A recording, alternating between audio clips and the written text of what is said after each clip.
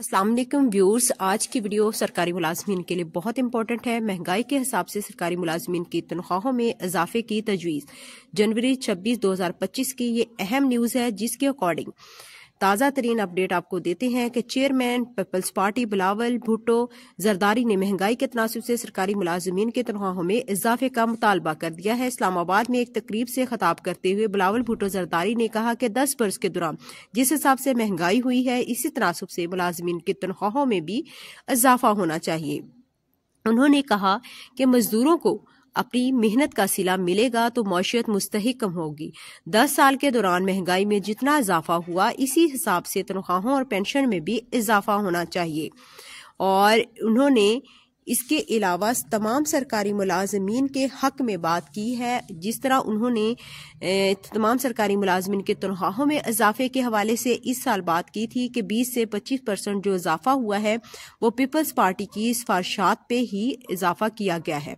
और मौजूदा हुकूमत ने पीपल्स पार्टी की जो दरख्वास्त थी उसको सराहा और उस पे अमल करते हुए तमाम सरकारी मुलाजमीन को तनख्वाहों में अच्छा खासा जो 20 से 25% इजाफा था सालाना, वो दिया गया।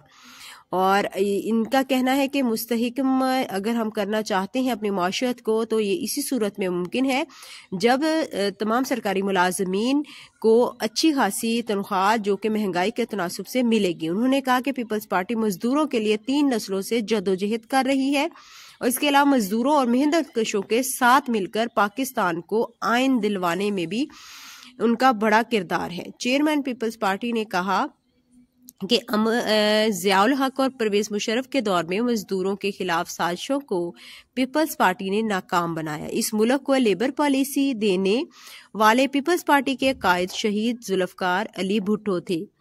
और दूसरी जानब कौमी असम्बली की फाइनेंस कमेटी ने अरकान पार्लियामेंट की तनख्वाह और मरात बढ़ाने की भी मंजूरी दे दी।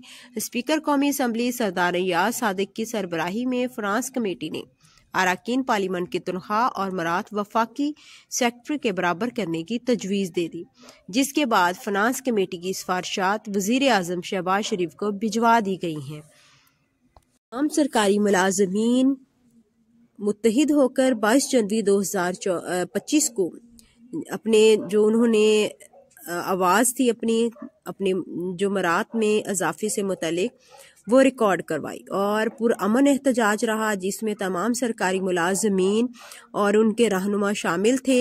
और उनका यही कहना था कि पेंशन रिफॉर्म्स जो लेकर आई है गवर्नमेंट, उसको नाफिज ना किया जाए और तमाम सरकारी मुलाजमीन पे करम किया जाए। तमाम सरकारी मुलाजमीन स्पेशली बढ़ापे में वो इस काबिल नहीं होते कि अपने खराजात खुद उठा सके।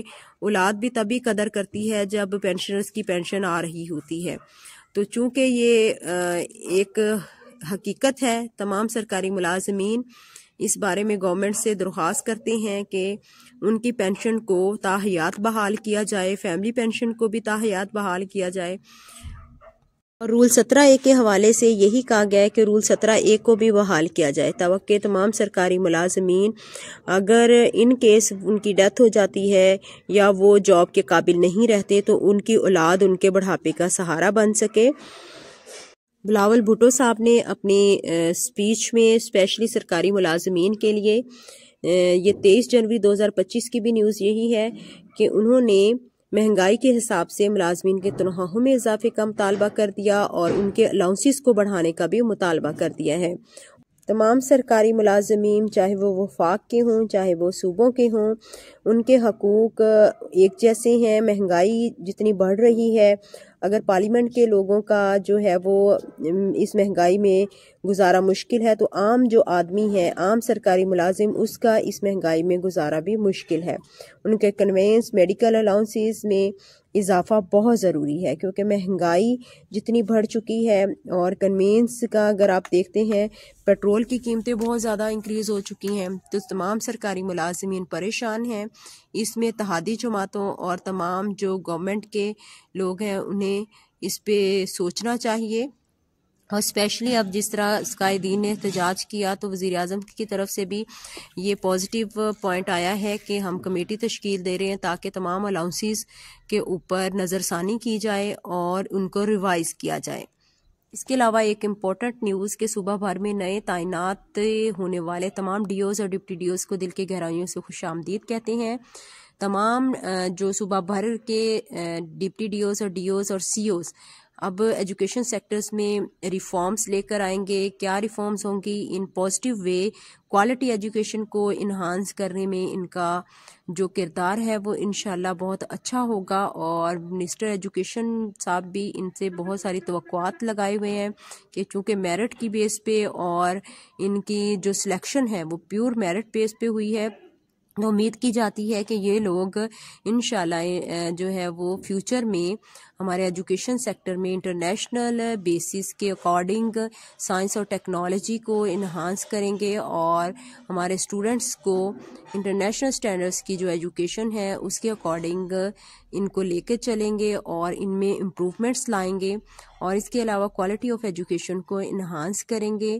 ایوری چائلڈ میٹرز اے لاٹ، ہمیں تمام لوگوں کو مل کر، اسپیشلی ہمارے جو افسران جو ہمارے ایجوکیشن سیکٹرز کے آفیسرز بھرتی ہوئے ہیں، اگر وہ صرف اور صرف ایک بچے کی کو سینٹر آف فوکس مانتے ہوئے اس کی ہولسٹک ڈیولپمنٹ پہ کام کریں تو انشاءاللہ فیوچر میں چینجز آئیں گی۔